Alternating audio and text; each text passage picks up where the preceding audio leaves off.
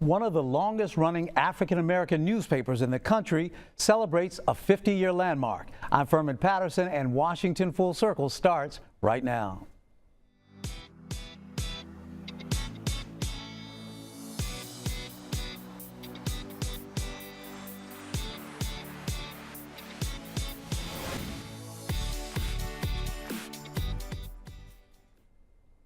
Since 1964, the Washington Informer has been the eyes and ears of this district, chronicling our city and our nation's history on its front pages.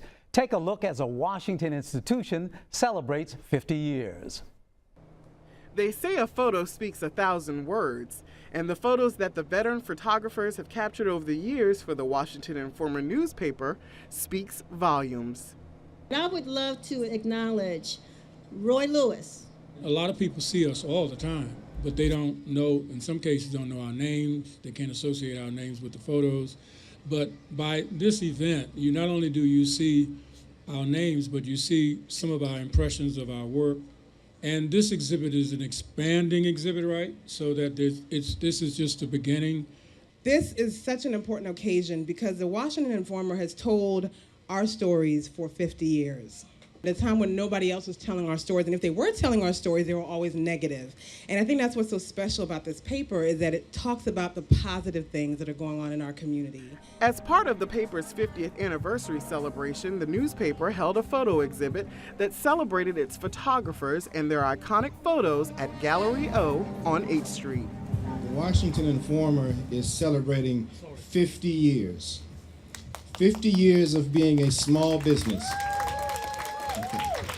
There's many small businesses, Marie can talk about this, many small businesses that don't last 1 year. We've made it for 50 years, and we're going to make it for another 50 more, and on and on and on and on and on. In 1927, the generation was born. Students from Richard Wright Public Charter School performed a special tribute in honor of the late publisher, Dr. Calvin Rolark. If you want someone to listen who won't listen to your words, make your words an action. They're louder than words. You see, Dr. Rolark, he personifies this saying, but not only using his words, his actions were just as important. They helped him give birth to things like the Informer and even BMI. If it is to be, it's up to me. My grandfather, started UBF, started the Washington Informer. One thing that he always wanted to do was keep positive news around the neighborhood and around the community. So that's one of the things that we're celebrating here tonight is just positivity in the community, being able to represent the good things that's happening around us. For many, it was a stroll down memory lane. We're celebrating some people who have made this possible and who've done some things to make this, I think, one of the best newspapers in the country. The prolific images captured over the years revealed a rarely told story about the Black community and its struggles to be heard. I could tell you all a million stories about these gentlemen and lady. They get dogged, I'm telling you. You walk in the door, you say you're from the Washington Informer, and sometimes folks turn their noses up at you because you're not from the Washington Post or AP or some other news organization. It also tells the story of a daughter's journey to uphold a legacy. It's a very special evening. My father laid the foundation, and I'm glad that I finally caught the vision. And I'm glad that I have, great people that I work with, fantastic photographers who document our history. That's the most important thing that we want to do as a newspaper. Not only tell the stories, but to document our history and to do it in photographs, I think is critical. Our history is on these walls. For more information about the exhibit, the 50th anniversary celebration, and the newspaper, log on to WashingtonInformer.com. Publisher Denise Rolark has also become a Washington institution, both as a newspaper woman and a fierce advocate for all district residents. Denise, thanks so much for joining us today. I appreciate your coming over. Thank you, Ferman. When I think about my dad and how fierce he was, I don't know if I quite follow in those footsteps, but I appreciate being acknowledged about the work that we try to do. Thank you for having us. Certainly. I want to start with the fact that a lot of major newspapers, daily newspapers in this era are folding or in trouble, but this family-owned newspaper, African-American newspaper, has survived. What do you think is the secret behind your success? Fearless, going back to the word that you used before. I mean, we have always been, and my father used to talk about the black press being weeklies, W-E-A-K-L-I-E-S is how he used to characterize us. And yeah, it was always a struggle. We never got the advertising that we thought we deserved. Readership has always been a struggle. But we continue to, despite all of that, and we're still continuing. We recognize that we have to be competitive, and so we're in the same spaces that other media have gone to, talking about the internet and those institutions. But our community still needs us. And we realize that every day when folks characterize what the city would be like without the Washington Informer or the black press. Now, you talked in that video also about your video photographers, yes. Sometimes not being recognized by the big boys. Was that an ongoing thing for you? Yeah, definitely. I mean, and I probably experienced it a lot more than my dad did, because in the past, I mean, we used a lot of press releases and press photographs that were sent to us. But once I joined my dad with the newspaper back in the early 80s, 1980 to be exact, we began to hire photographers. And then, you know, so we would, or going to all the places the other media would go, but they would always acknowledge folks from what some like to call mainstream media as opposed to us. But we were there to tell a part of the story that our community wanted to know about. Certainly. Let's talk more about that in a minute. We have to take a short break, but our spotlight on the Washington Informer's 50th anniversary continues right after this.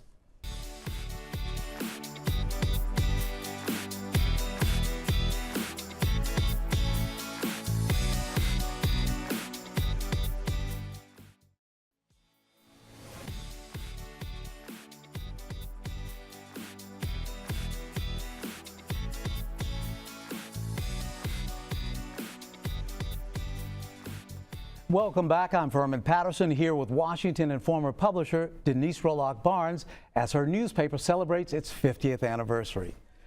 Denise, I want to get to the early years.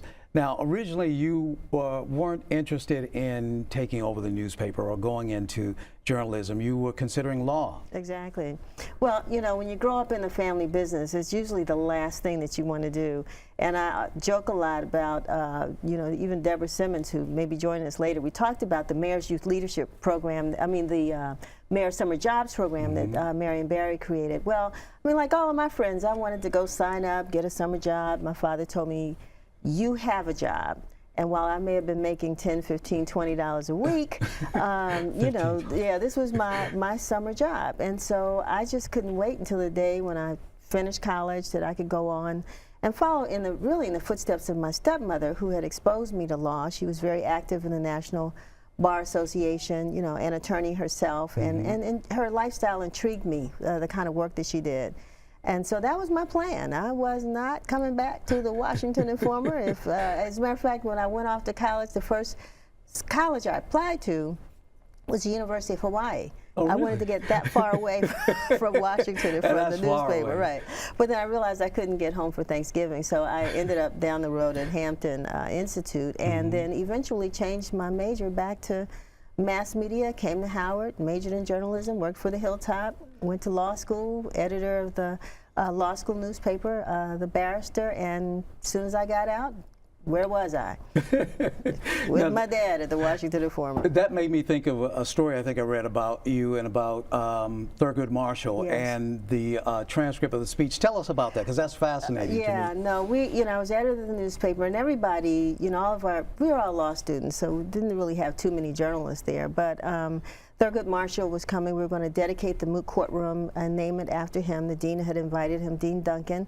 And so I said, look, we need a reporter to cover the event, because as a, you know, school leader, I was one of the participants. Sure. And so Guy volunteered. The next day, he said, I've got the report, and I'm like, great. And he gave me an entire transcript. He was a court reporter for the U.S. Army. Right. And he gave me an entire transcript, which I'm like, this is not a story, this is a transcript. What am I supposed to do with this?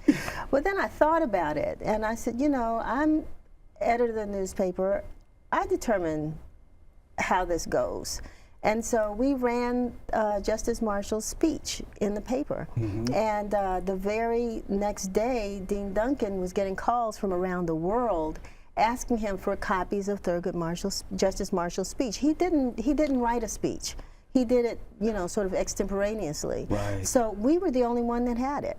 And so our dean, who was then on the board of Kodak, finally decided to give me some gifts, give the newspaper some gifts, because he didn't really understand the power of the press. And that was my independent introduction and lesson into what it means to own and be in control of the media. So my father thinks all those years he did it. No, it was Dean Duncan at Howard University School of Law. Wow, amazing story. Yeah. Now fast forward a little bit, you're at the Washington Informer.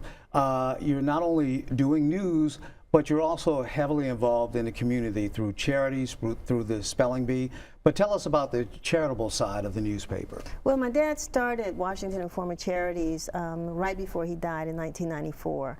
And we actually hadn't gotten all the legal parts of the charity set up. So we went on and proceeded and did that about 10 years ago.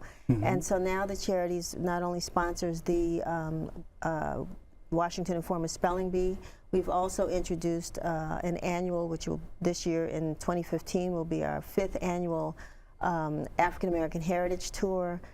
Anything, we do essay contests, we support other organizations that are involved in literacy. We've adopted the Richard Wright Public Charter School. You saw those young people that work with us because their school focuses on literacy and literature, but we've also helped other schools like Ballou High School and some others produce school newspapers. And so that's, you know, that's what we do because we want to make sure that we keep not only the institution of newspapers, but keep our community reading and just knowing the importance and the power of the written word. Certainly. Now, another thing too is the Spelling Bee participation really fascinates me. Kids getting up there competing. How did you get into that? How did that all come about? I know you do that with a partnership with one of the local news stations, but how did that come about? Another story. Everything's a story, right? So many years ago, actually the Spelling Bee in 2015 will be in its 34th year. Wow. And when a teacher, actually she was in charge of the English Language Arts Department for DC Public Schools, Dr. Mary White came to my father to ask him to convince the Washington Post to sponsor the Spelling Bee for the District of Columbia, because it's part of the National Scripps Spelling Bee, and it had to be a newspaper that was a sponsor that would bring it to any city. So they wanted the Post to do it. My father said, you know, the Post doesn't want to do it, we'll do it. And so we had to challenge Scripps Howard because there were no daily newspapers in the country, and it had to be a daily newspaper. So because of us, they changed their rules to a weekly or periodic publication, and we were the first African American owned weekly in the country to be a part of the National Scripps Spelling Bee. So 34 years later, I hate to think that our first winner, John Krattenmacher, who I've been trying to find, is probably now about 44 years old. A little Spelling Bee kid. Yes, right, right. But some of our winners have gone on to, you know, of course, finish college and careers. They're lawyers. I think Ronald Benson L., I think I've seen him on some TV commercials. I'm trying to reach out to him. And so the students have done extremely, extremely well. And it's just great to see thousands of kids, again, interested in spelling and literacy, and it brings the family together when you have these kinds of competitions. And so we're happy that Channel 4 has been our partner, and it's just been great. There's, of course, a lot more to talk about. We're going to take a short break. Coming up, a Reporters Roundtable reunion. Denise Rolark Barnes meets the press who shared the roundtable on one of DCN's longest running shows. We'll be back in a moment.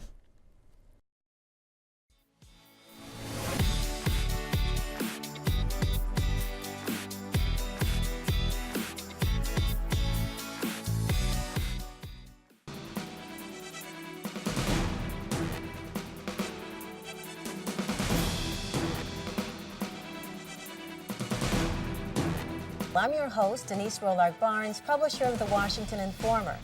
Joining me at the roundtable, Hamil Harris, the Washington Post, Deborah Simmons, The Washington Times. Silver will not go crazy. People tell me be nicer. But I've heard the word tax-based, tax.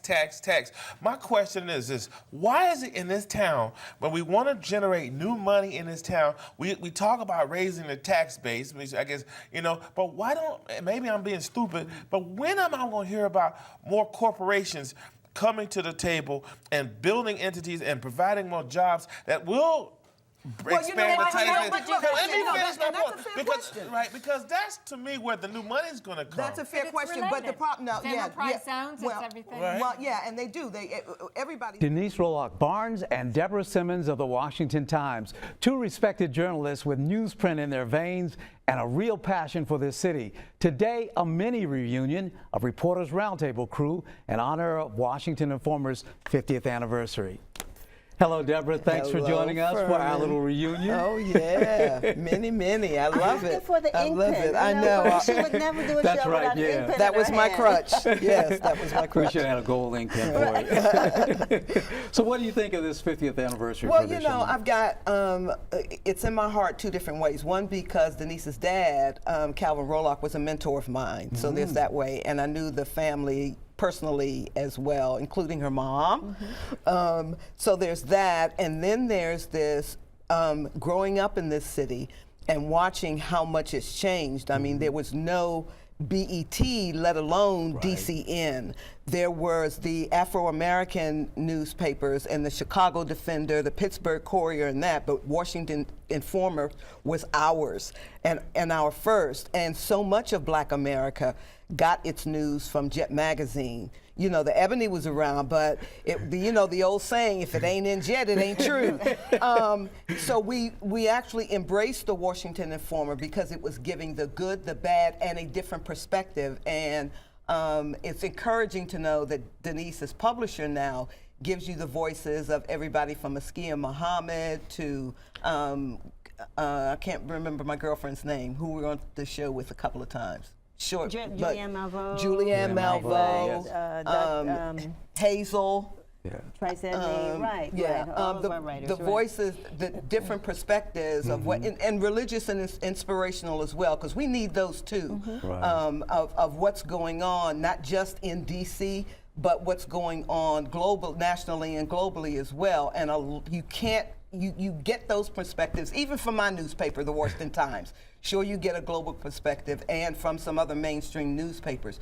But Denise carries us through a very different lens, and we need that lens. Certainly. And that just reminds me, you've talked about how the original idea your father had for the newspaper was to present positive news. There was so much bad news all the time, but that the paper would focus on some of those good stories that needed to be told. Yeah, my father grew up in Texarkana, Texas, like many of our parents who may have grown up in the South and had really negative experiences and memories of those days. And he often talked about, the last time he actually saw a black man lynched. And the only time black folks got into the front pages of the newspapers is if they raped, robbed, or murdered somebody. And not about how we built community. Then he came to Washington and found this very active black community that was striving for home rule and civil rights and all these other issues that the nation was focused on at that point. And he said, we really need to tell those stories from our perspective and leave the crime to the other publications. And we've been pretty consistent with that for the last 50 years. And he was as well. I can even remember sitting in Blue one year doing the Metro discussion. And we were only supposed, it was about where were the green line stops going to be. And the janitors at the school started flashing the lights, which we know is the signal, okay, your time is up, you gotta go. And after they did it the second time, your dad got up, he was in charge of the long table where everybody on the panel was sitting. He got up and he reached into his pocket and took his cash out and slammed it down on the table. And he said, we're going to be here as long as we need to be to get our answers together. And if I have to pay for it, I'll pay for it. And that was the inspiration. We had Calvin Rolark and Petey Green. So and you paid attention to both of them, because while we knew whether it was Reverend King or Reverend Jackson, whoever it was, as a black leader in our hometown, we knew who our leaders were. We knew who was talking the stuff that we needed to pay attention to, and we did. And speaking truth to power, because they would carry that message to the powers that be at the time. And they listened. Right, exactly, exactly. Now, both of your newspapers have covered a lot of issues, but on Reporters Roundtable, what sticks out for both of you as the #1 issue that you love to discuss or love to debate on Reporters Roundtable? Deborah? Mine is education. Yes. I didn't even need the ink pen in my hand if we were talking about education, because I'm of the mind that you give and educate kids in teaching and learning by any means necessary, by every means necessary. Because we sort of got stuck in a box and figured, okay, we can only do this, and we've got to do it this way, and we've got to do it that way. And there's so many kids who need to be educated a different way. So I advocated vouchers, charter schools, in addition to reforming public schools. And Denise, the top of your list? Well, I think mine was business and economic development. I mean, I think those were two issues that I thought I mean, as host, it was kind of hard to tailor subjects, but that was one that I felt really strongly about. The other thing that I thought was curious about our show in the early days, so no fear, Ferman, but it seemed as though when people weren't doing their job and they came to Reporters Roundtable, we didn't hear from them again if they went for district government. Remember? Folks would just disappear. They lost their jobs. They moved on to other places. And but that's because we were not afraid, again, to ask the questions and to dig deeper into what was going on into the city. And their handlers had prepared them with scripts, but we would go off script, not off the reservation, but we would go off script and say, well, what about this? And it may be because of something they actually said. And with this, Denise's, you know, we grew up here. I mean, it's not like this government is something that we just started paying attention to, because Reporters Roundtable came along, Now, what do you both remember? Hamil's not here, but I know you must remember what set Hamil off. Okay, quickly, we only have about 20 seconds. I'm going to say Hamil wanted real life stories. Don't give me the government talky mucky muck stuff. He wanted real stories about how things impacted real people. Tell me how it's going to affect a little girl, you know, who can't get school lunch or something. I mean, that's what he did. There you go. We've run out of time. Thank you both so much for this little reunion and for your 50th anniversary. Happy birthday. Thank you. Thank you, Deborah. That's it, everyone. Thanks for watching. For Washington Full Circle team, I'm Ferman Patterson. Have a great day. We'll see you again tomorrow.